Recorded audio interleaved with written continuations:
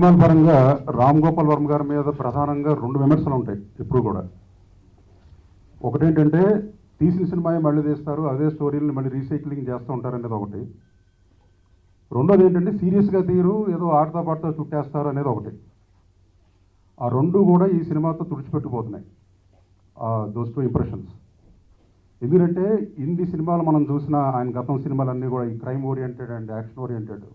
ఇప్పుడు కంప్లీట్గా ఒక కంప్లీట్ న్యూ థీమ్, ఇంత ముందర ఏ సినిమాలోనూ కనిపించినటువంటి ఒక థీమ్ ఇందులో కనిపిస్తోంది. కాన్స్పిరసీస్ కానీ,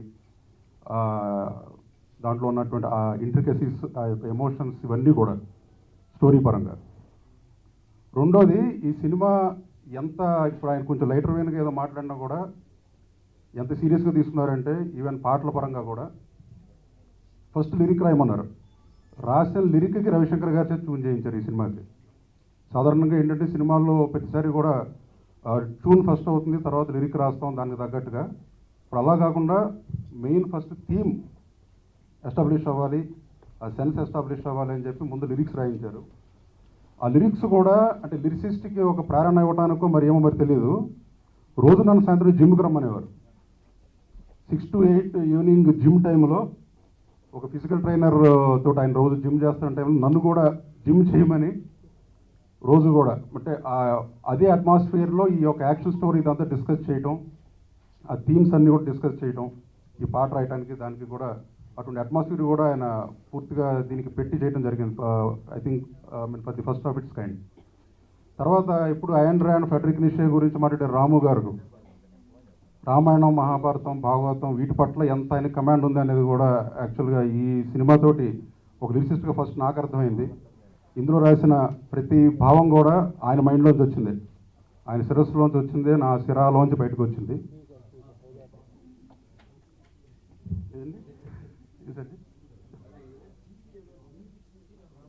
ఓకే.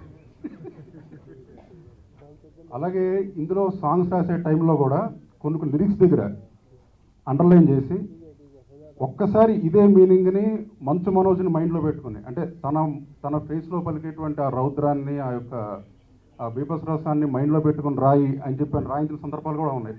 అంటే ఒక ఆర్టిస్ట్ పరంగా, ఒక లిరిక్ పరంగా ఎన్ని డైమెన్షన్స్లో ఆయన చాలా హార్డ్ వర్క్ చేసి మా చేత హార్డ్ వర్క్ చేయించిన సినిమా ఇది. అండ్ ఇంత చేశారు కాబట్టి ఈ సినిమాని హిట్ చేయాల్సిన బాధ్యత ప్రేక్షకుల మీద ఉందని.